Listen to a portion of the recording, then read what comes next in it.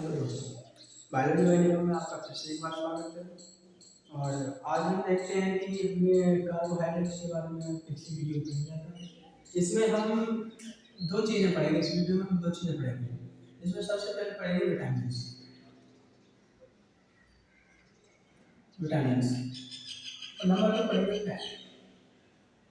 ठीक है, हम देखते हैं कि विटामिन होते क्या हैं। इसमें देखेंगे विटामिन में कि विटामिन क्या होते हैं, विटामिन से हमें किस पोषक पदार्थों से विटामिन मिलता है, तथा इसके रोग क्या हैं, तथा इससे जो उपचार है इसके वो क्या हैं, जिससे जो रोगों से उपचार होते हैं। अच्छा, वो हम देखेंगे। और नंबर दो पढ़ेंगे फैट। फैट में होता है वसा। वसा कितने प्रकार के होते हैं, वसा हमें कहाँ से प्राप्त होता है, कैसे प्राप्त होता है, ये हम वसा में पढ़ेंगे। अच्छा, और अगर आपको हमारी वीडियो अच्छी लगती हो तो लाइक कीजिए, कमेंट कीजिए और चैनल को सब्सक्राइब कीजिए। ठीक है, और 1 तारीख से इसी बैच में 1 तारीख से 12th का पहला चैप्टर शुरू होने जा रहा है। वहाँ पे वीडियो आप देख सकते हैं। अच्छा, आगे देखते हैं हम विटामिन। सबसे पहले देखेंगे फैट का। हम देखते हैं कि फैट होता क्या है, कितने चीज़ों से मिलकर बना होता है, इसके स्रोत क्या होते हैं। ठीक है, और तो इसमें कुछ नहीं। हम देखते हैं फैट कार्बन हाइड्रोजन के असंतृप्त यौगिक हैं। सुनिए, जो कार्बन हाइड्रोजन और ऑक्सीजन है इसके असंतृप्त यानी कि अनियमित यानी कि इसके अणु हैं। अनियमित अणु यानी अनियमित यौगिकों से मिलकर बना होता है फैट बस। अच्छा, बात देखते हैं कि स्रोत क्या होते हैं। इसके स्रोत होते हैं मक्खन, पनीर, दूध, घी। इसके स्रोत हो गए। नंबर 3 देखते हैं अतिरिक्त यानी स्रोत क्या हो सकता है। अतिरिक्त स्रोत में हमारा नारियल आता है, मूंगफली आता है, सरसों आता है, तिल आता है, आदि आता है। अच्छा, इसकी अगर हमें डेफिनेशन बनानी हो तो हम डेफिनेशन किस तरह से बनाएंगे। अच्छा, ऐसे लिखोगे, अगर ऐसे याद करोगे तो जल्दी याद होगा, लेकिन पेपर में एग्जाम में आपको डेफिनेशन लिखनी पड़ेगी। तो हम सबसे पहले लिखते हैं वसा कार्बन हाइड्रोजन ऑक्सीजन के असंतृप्त यौगिकों से मिलकर बना होता है। यानी कि जो फैट है वो कार्बन हाइड्रोजन ऑक्सीजन के असंतृप्त यौगिकों से मिलकर बना होता है तथा इसके स्रोत मक्खन, दूध, घी, पनीर आदि हैं। वसा अतिरिक्त स्रोत इसके नारियल है, मूंगफली है, सरसों है, तिल है। इनसे सबसे ज्यादा वसा मिलती है। ये तो हमने देख लिया फैट यानी कि वसा के बारे में। अच्छा, हम देखते हैं फंक्शंस ऑफ फैट।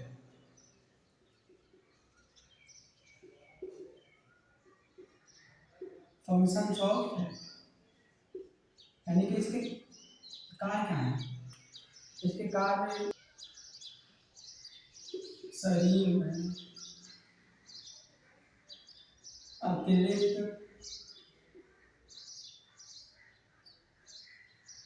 कार्बोहाइड्रेट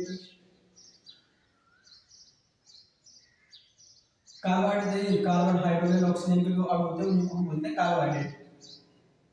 शरीर में अतिरिक्त कार्बोहाइड्रेट संचित रहते हैं।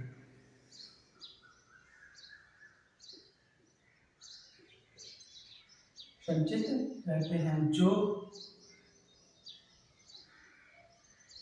हमें ऊर्जा प्रदान करते हैं।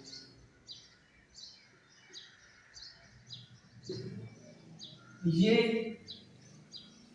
एक जैविक अणु है।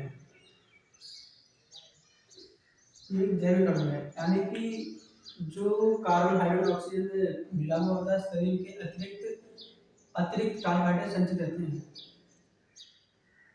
अतिरिक्त कार्बोहाइड्रेट संचित रहते हैं। ये कार्बोहाइड्रेट संचित रहते हैं जो हमें ऊर्जा प्रदान करने में सहायता करते हैं। इसका मतलब बोलते हैं यानी कि अगर हम कभी कोई काम करते हैं या फिर दौड़ लगाते हैं, कुछ भी करते हैं, तो हमारे अंदर एकदम ऊर्जा उत्पन्न होती है।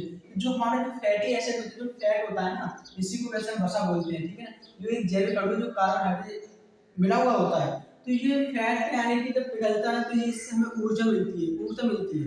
ठीक है, ये तो हो गया हमारे। नंबर 2 देखते हैं, ये ताप नियंत्रक होते हैं तथा प्रोटीन के साथ मिलकर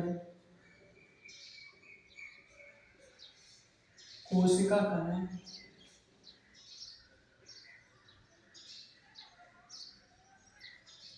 कला का निर्माण करते हैं।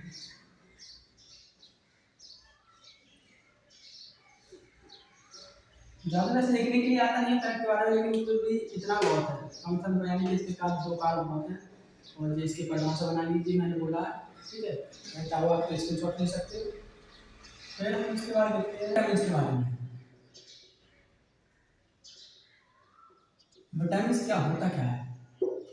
देखिए परिभाषा बनाने को तो बहुत आसान हो जाती है, लेकिन अगर जैसे मैं लिखवा रहा हूँ, अगर ऐसे आप टाइप करेंगे तो आपको बहुत ही उसमें हेल्प मिलेगी। सबसे पहले हम देखते हैं कि ये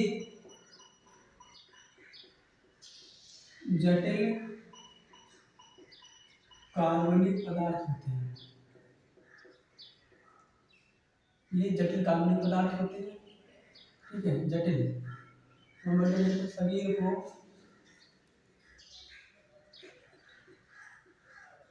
प्रतिरक्षा प्रदान करते हैं। लेकिन अगर प्रतिरक्षा के साथ आया, प्रतिरक्षा का मतलब क्या होता है? इसका मतलब होता है कि जब हम रोग ग्रहित हो जाते हैं, जब हम बीमार हो जाते हैं, तो उस समय विटामिन सी हमारे यानी कि शरीर में यानी कि एक शोल्डर की तरह काम करता है, प्रतिरक्षा की तरह काम करता है, जो हमारे शरीर के अंदर जो बैक्टीरिया होते हैं, जो यानी कि कीटाणु होते हैं, उनसे लड़ता है, ठीक है ना। अच्छा, और देखते हैं कि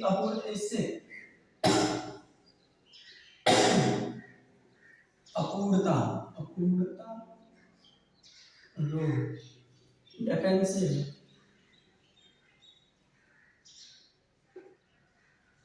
डेफिशिएंसी डिसीज। अपूर्णता रोग का मतलब होता है अगर हमें विटामिन नहीं मिलेगी, ठीक है, रोग हो जाएंगे। हम रोग काफी प्रकार के होते हैं, वैसे आपको यहाँ पे समझने की जरूरत नहीं है, वो हम आपको 11th क्लास में पढ़ाएंगे, ठीक है। अच्छा, और देखते हैं इसमें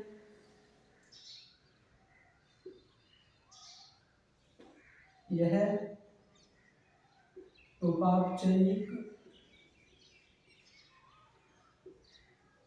क्रियाओं को अति आवश्यक है,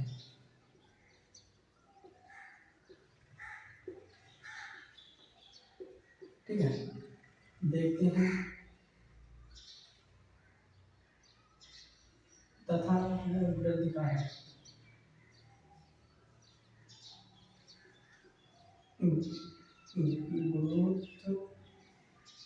ग्रोथ फैक्टर। ये जटिल कार्बनिक पदार्थ, इसके अगर हम परिभाषा देखते हैं, परिभाषा कैसे देखते हैं? विटामिन एक जटिल कार्बनिक पदार्थ है, विटामिन जटिल कार्बनिक पदार्थ होते हैं जो शरीर को प्रतिरक्षा प्रदान करते हैं, ठीक है। इससे अपूर्णता रोग यानी कि डेफिशिएंसी डिसीज होता है, तथा यह उपापचयी क्रियाओं में अति आवश्यक है एवं इसको वृद्धि कारक यानी ग्रोथ फैक्टर भी कहते हैं। इतना हमारा ये हो गया, ठीक है। अब देखते हैं विटामिन होते कितने प्रकार के। बाबू विटामिन होते हैं दो प्रकार के। विटामिन दो प्रकार के होते हैं, विटामिन दो प्रकार के थे, एक था वसा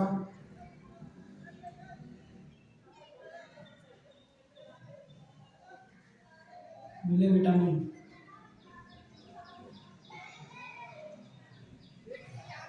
नंबर 2 जल में मिले विटामिन।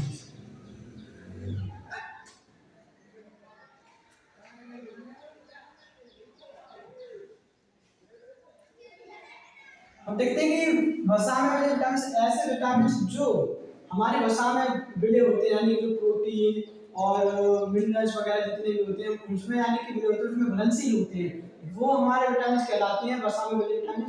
और नंबर 2 है जल में मिले विटामिन, ऐसे विटामिन जो जल में घुलनशील होते हैं, ऐसे विटामिन जो जल में घुलनशील होते हैं, ऐसे विटामिन को हम जल में मिले विटामिन कहते हैं। हम सबसे पहले पढ़ते हैं वसा में मिले विटामिन, ठीक है।